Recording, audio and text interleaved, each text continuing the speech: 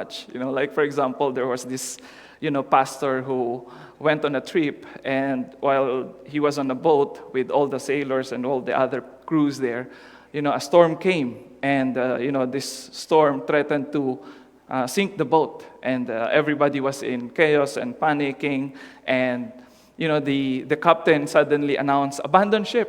There's no hope. This ship will sink because of this huge storm in front of us, or that we are experiencing." So the pastor approached the captain of the boat, and the pastor said, "Captain, I can pray." And then the captain responded and said to this pastor, "Oh, that's good. You pray, and then we'll put on our life jackets. We are short on one." So, so while they put on their life jackets, so this pastor will pray, right? So I think that's one of the things that, people has this kind of impression that, because Christians often talk about faith, that, we tend to think in terms of superstition. We tend to look at our faith and even our religion in terms of the supernatural or the extraordinary or the non-material or non-physical things, right? That's why there's also another story when a pastor and an atheist was stranded in an island, and they were asked this question: if a pastor and an atheist, if you are stranded in an island, so what book would you bring? So the pastor said, "I would bring my Bible." And then the atheist said, I would want to have a book that will teach me how to build a boat." Right? That's a more practical way to see things, right? So, but is it true? I mean, is that really the case for us Christians, that does our faith lack the physical or the practical or the the practical side, the practical element? But if you look at the Bible, it's not. Just like if you remember our preaching last Sunday, I tried to explain to you that this doctrine or this theology about being justified by faith that is being taught in the Bible doesn't mean that our good works or the things that we do no longer matter. That's not true. That's not biblical teaching, that our good works doesn't matter. What the Bible is saying is that our good works is not enough to save us from our sinfulness. In terms of salvation, our good works will not be effective, or it doesn't have the power to save us from condemnation or from our sin. Because even in Isaiah, he said in Isaiah chapter 64 that our good works have become like filthy rags, or very dirty, disgusting rag, right? But the point of Isaiah there is because, the good works that people do, like for example, when they worship with sinful motivations. The people in the time of Isaiah, when they worship, when they go to the temple to offer their sacrifices, the irony is that in their society, there's a lot of injustice that is happening. There is murder, there is taking advantage of the poor and the widow. So what Isaiah was telling to the people at that time, when he was preaching about this, his words to the people, he's saying that he was praying to God, and he was confessing their sin as a people. He's telling the God that, even the good things that we do, they are like, filthy rags, because they are corrupted, they are polluted by our sinfulness, by our selfishness, but by the things that we do, in our community. That's why he said that even our good things or the good things that we do is not enough. But it doesn't mean that good works no longer matter. As what we see in the epistles, if we're going to look at Galatians chapter 5, last time that where the passage that we reflected on, Paul emphasized that being justified by faith doesn't mean that you don't have to do anything. In fact, this idea of being justified by faith requires people to live in accordance with the Spirit and to get rid of any sinful desire. So let me just review this. Let me just look back at this passage, or at this point that Paul was making to the people. That in Galatians chapter 5, he mentions here about the sins that are, the desires of the flesh, or the sins that people do. The works of the flesh, he calls them: fornication, impurity, licentiousness, idolatry, sorcery. All these sins that he enumerated. What is the point of, mentioning all these sins? It seems like the reason why Paul mentioned this, because most probably that the readers of this epistle, when they are reading this letter from Paul, they understand what these sins are. Perhaps because it is also happening in their community. It is also happening in their society. Like, for example, when Paul wrote the epistle to the Corinthians, he rebuked a person there who is also, living together with his stepmom or, the wife of his father, according to the text, right? So it could be stepmom, maybe we don't know for sure if his father died. But the point is, this guy is living a life of immorality or sexual immorality. And somehow, these sins that people are committing are actually affecting the integrity of the church. That's why, even for the church, even though we believe that we are justified by faith, it doesn't mean that being justified by faith, that we are free to do whatever we want to do. We are still required to follow certain standards of living. We understand that the church should be a place for people who needs healing, people who are broken, people who are suffering from abusive relationships. We know that this is a place where people should find a safe place. But the church should also be a place of healing and restoration. People doesn't go to church in order for their sinfulness to continue. But the church should be the one helping the people get over these sins that they are experiencing. Get over the feeling of guilt. Get over this sense of brokenness that they've experienced in the past so that their lives can be restored. That's the point why Paul is saying these things and telling the church. And if you will notice, these sins, these desires of the flesh that Paul is mentioning here, has something to do with human relationships. That you cannot commit these sins unless you are in relation to your neighbor or in relation to another person. You cannot commit fornication just by yourself. You have to have a partner. And, this idea of fornication, it's about, having illicit or immoral sexual relationships with people. Because in their time, like in the Greek context, having multiple sexual partners is very normal. And even in the first century, there's a prevalence of idolatry. And this idolatrous worship, they have these temples that are built for idols, and they worship the god of sex, for example. So people would go there and engage in immorality and fornication and all those, disgusting things that the Bible mentions about. Because the thing is, for the biblical writers, or in that time, they associate, sickness and illnesses of people with this kind of lifestyle that people are having. That they are no longer acting like normal human beings, but instead they are acting like animals, having these different partners as long as they want or as many as they want. That's the idea here that Paul is talking about. And not only that, but he mentions about licentiousness, idolatry. That's why, even in Romans chapter 1, when Paul talks about the unnatural form of sex there, he was actually talking about unnatural sexual practices of people because of in relation to this idolatrous practice, worshiping other gods. And apparently, the gods that the people worship back then is the god of sex. It's the god of, immorality. It's the god of indecency. Those are the things that characterize the life of people. And somehow, the church is also being affected by these things.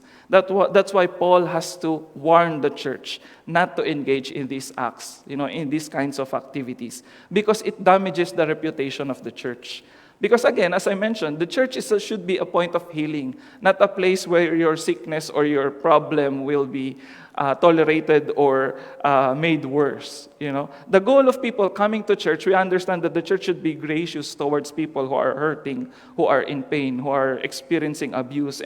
But the role of the church is to provide these people with healing in their lives, healing in their hearts.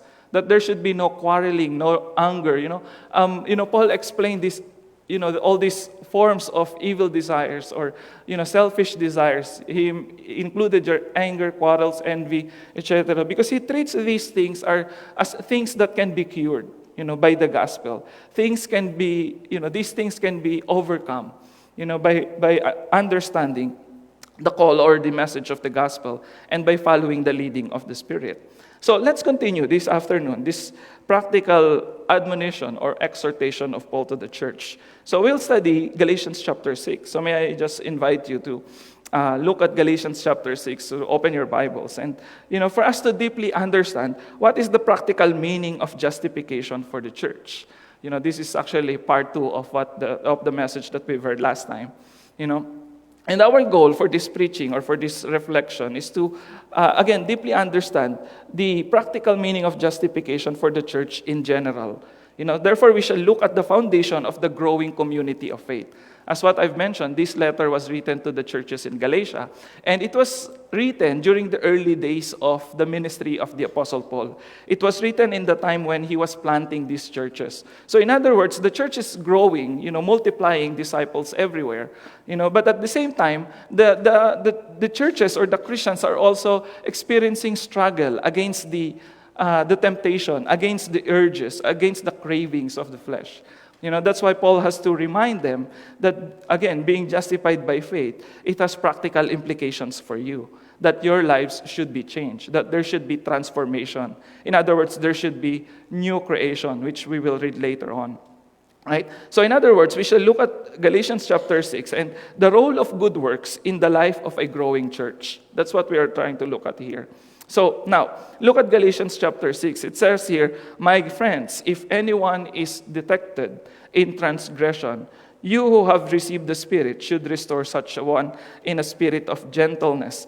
Take care that you yourselves are not tempted." That's verse 1. And it's already the summary of what he's going to say later on. He will actually expand that in the next paragraph.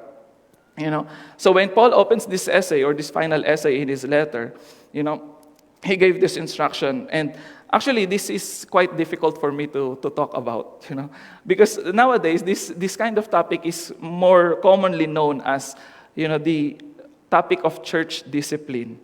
This topic is quite hard, especially for me, because when I talk about church discipline, it seems like, the church needs it, like we need to discipline someone or we need to correct someone who is in transgression or who is living in sin.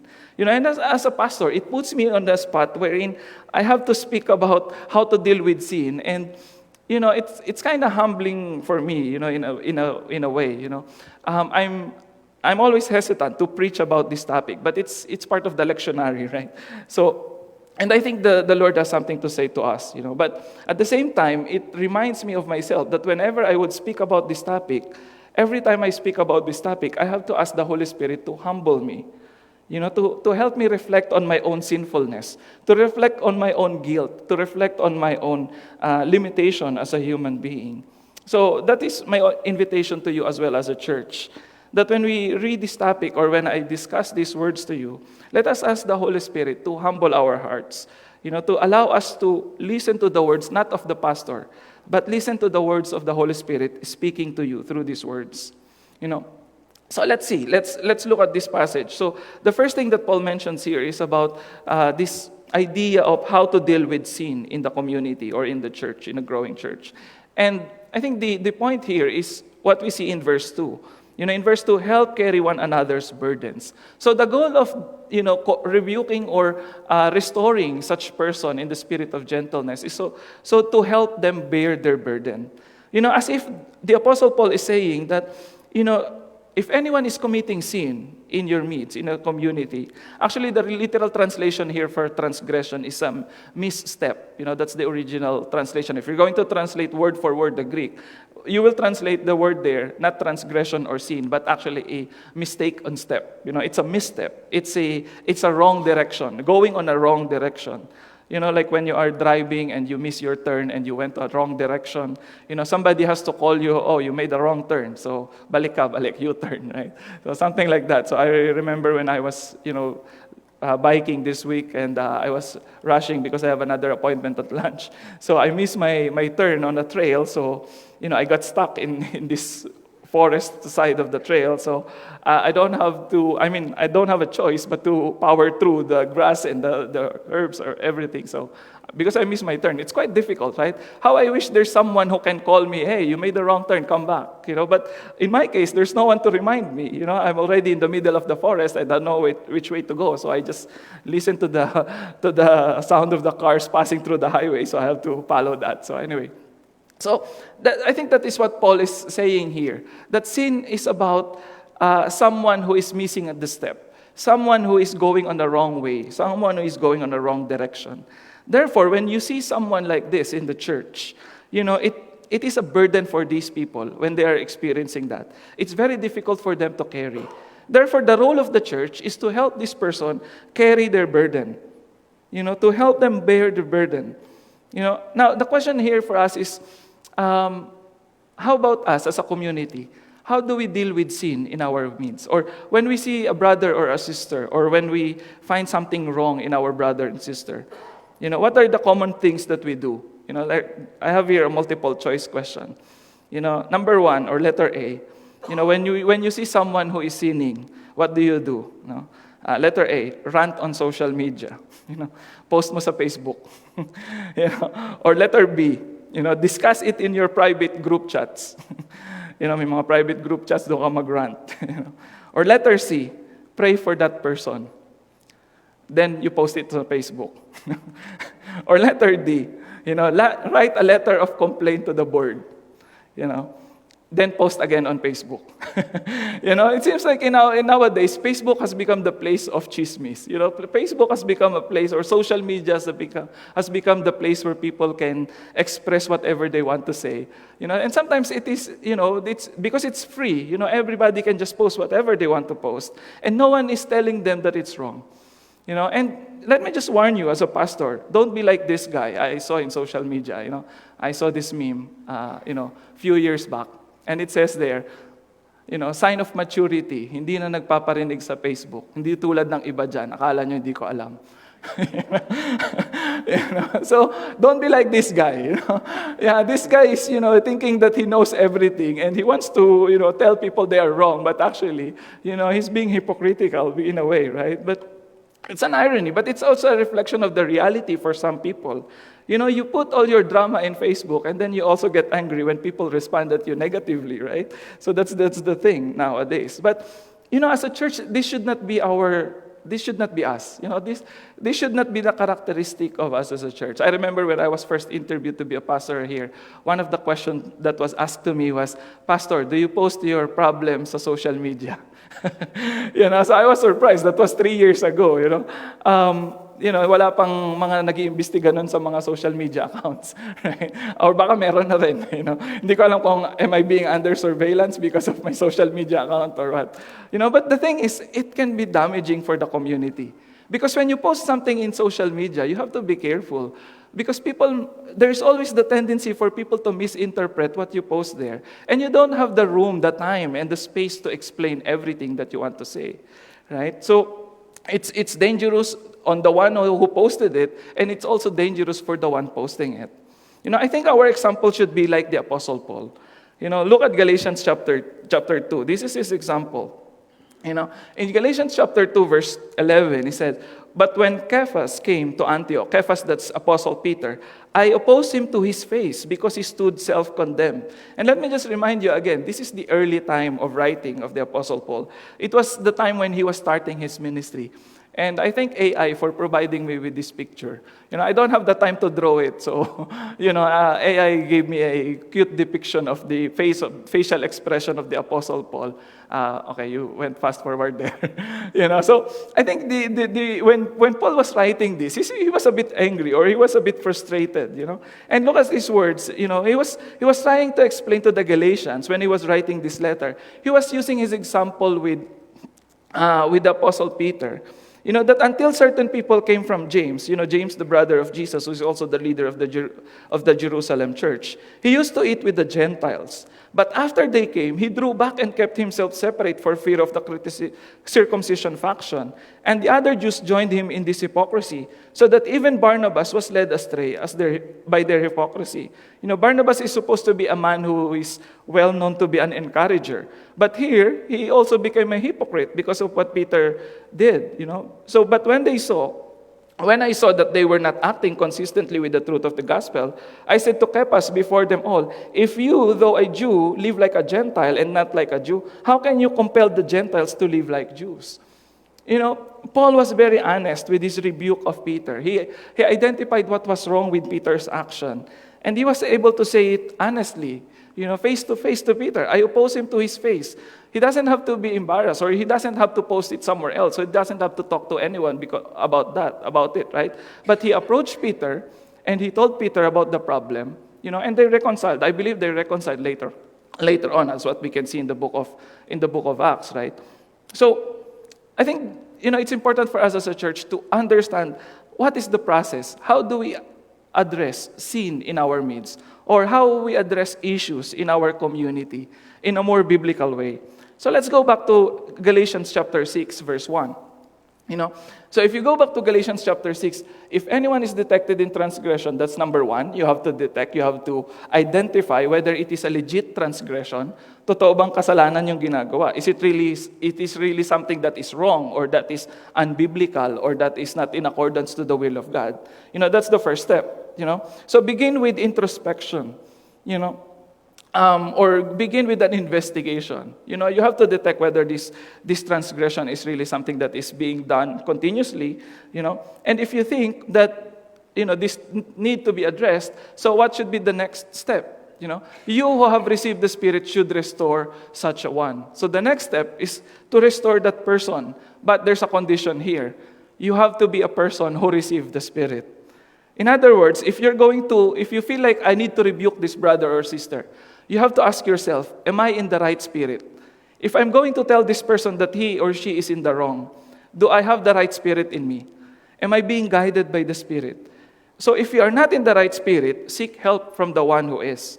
Those who are spiritual, people who manifest the Spirit and possess wisdom. So the second thing here is that these people should be restored in a spirit of gentleness. The second thing that you look for is not just a person who is spiritual, but it should be a person who is capable or who is gentle, who has the spirit of gentleness. Because people who are spiritual, they tend to be humble, they tend to be quiet, they tend to be calm, not panicking, not shouting, not yelling, not angry. Those are people who are spiritual, very unlike your pastor. Your pastor always speaks loud. So, it should be a person who is capable of being gentle, of being pastoral towards this person.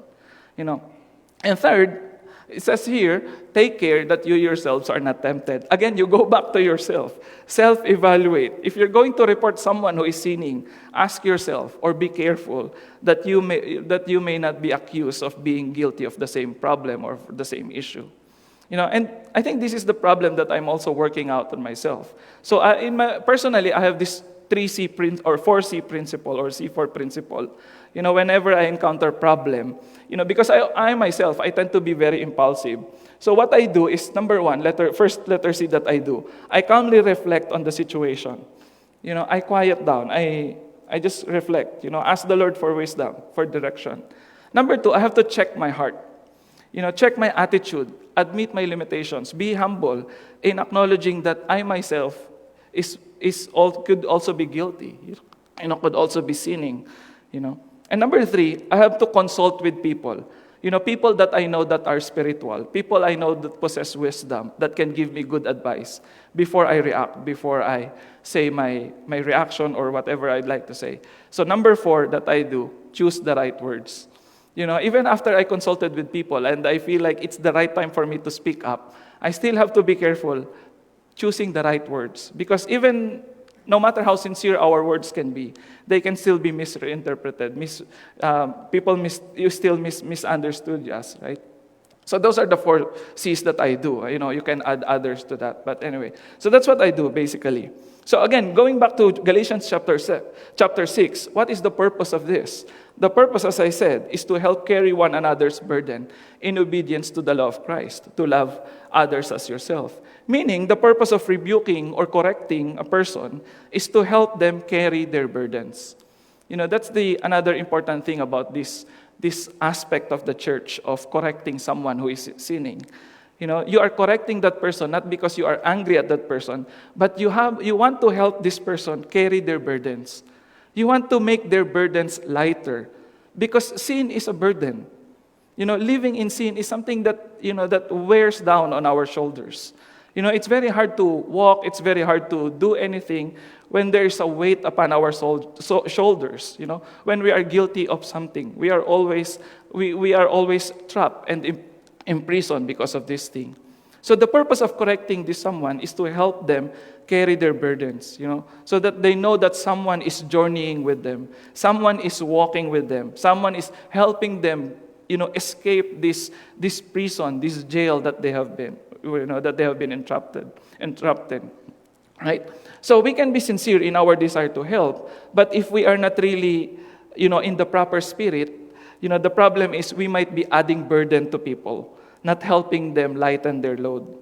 Others, instead of helping carry the burden, they add more burdens to them. That is also the problem of the Jews in the time of writing of Galatians. People want to get rid of their sin. And what the Jewish people are telling them is, in order for them to get rid of their problem with sin or being unacceptable before God, they put more burdens on them. You do this, you do that. So, they are not really helping the person carry their load, but they are putting more loads on people. And that is the problem. So I think this is very interesting wisdom coming from Paul. That we have to bear in mind that when we are helping another person get rid of their sin in their life, we are trying to help this person get rid of the burden on their shoulders. Therefore, whenever we are trying to correct someone, we have to make sure that the main objective is to restore that person, to lighten their burden, to set them free from their sin. So that it will be easier for them to carry and eventually it will be easier for them to get rid of kasi mas magaan na. Pwede na nilang itapon, pwede na nilang bitawan. Right? So next question is, how can we make the burdens lighter? If we continue reading, like in verses 6 to 11, it says here, in verse 6 it says, if you are being taught the Christian message, you should, that's already the third part. I'm still on the second, sorry. So, verse 6. If you are being taught the Christian message, you should share all the good things that you have with your teacher. Do not deceive yourselves. No one makes a fool of God. You will reap exactly what you plant. If you plant in the field of your natural desires, from it you will gather the harvest of death. Apparently, Paul was already shifting the topic. From correcting someone who is sinning to being generous to one another. I think in this section, Paul is emphasizing, underscoring here, the importance of being generous as a way of helping others. Sharing good things is an essential aspect of building up the church. In other words, when Paul speaks about being generous, he talks about not just being generous in material or financial terms. Being generous in good things, in all good things. In other words, in doing good. The word for good here, it means morally good, something that is right or an act of kindness. So generosity here, that is, that Paul is telling the church that in order for your group or your community to keep on growing, you help those who are sinning get rid of their sin or their problem, but at the same time, you have to be generous with one another. Generosity is demonstrated not only financially here, but also in doing acts of kindness. Generosity is actually the matter of the heart, no? It's a matter of the heart or character. It's not just the act of giving, but it's about having this deep desire to help another person, to contribute to something that is good, to contribute to something that is right. So Paul here compares generosity to planting and harvesting. I think they are also related to doing sinful things, satisfying or gratifying the desires of the flesh. The biblical wisdom here is that, everybody will suffer the consequences of their actions. So if you planted bad, you will reap or you will harvest bad fruits, and it's also interesting when we were talking about yesterday, we had a productive CPC meeting and we were talking about, John chapter 15 about the fruit of, bearing fruit, as a sign of growing in Christ. And the fruit that is being referred to there is also in general terms.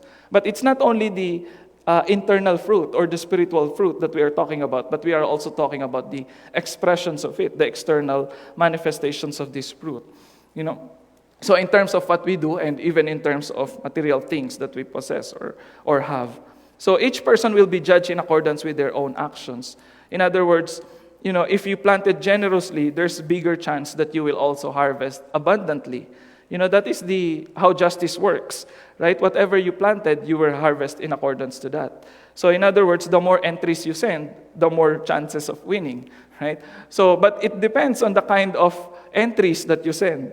If you are just planting bad things on people, if you are planting bitterness and anger and hate in your heart, you will harvest anger and bitterness and hate from others as well.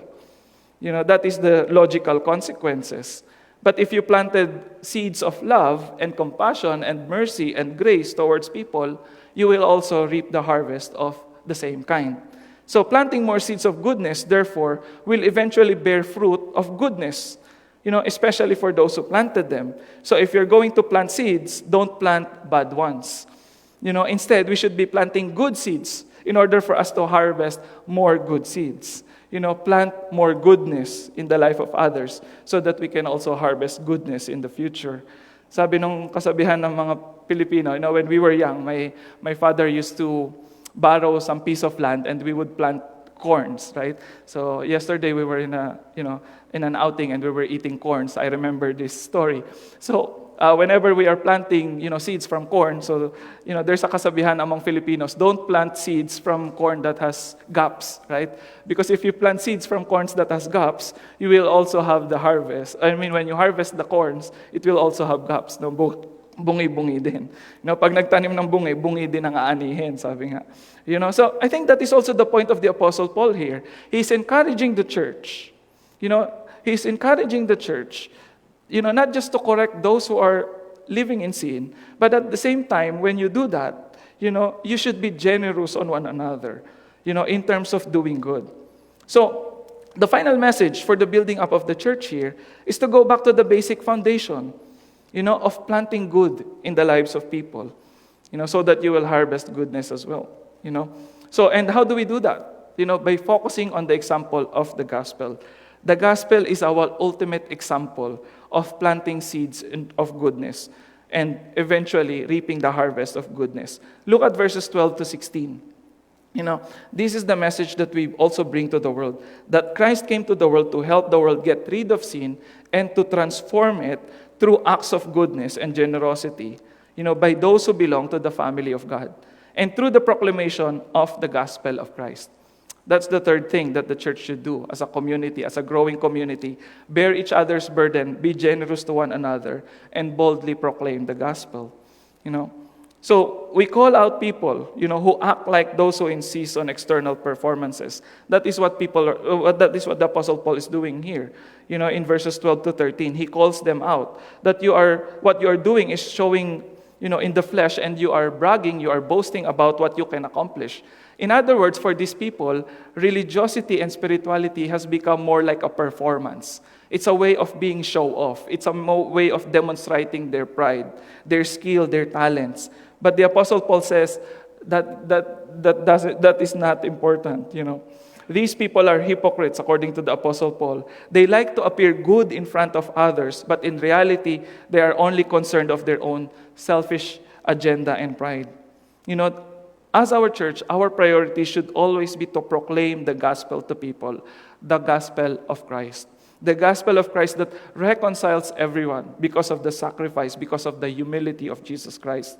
Therefore, neither circumcision nor circumcision, anything that we do, what matters most is the transformation of the heart that people experience when they hear about the gospel.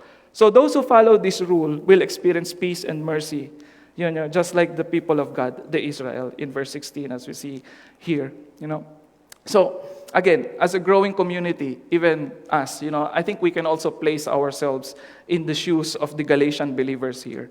If we want our community to grow, if we want to preserve the integrity of our community, we have to, number one, bear each other's burden.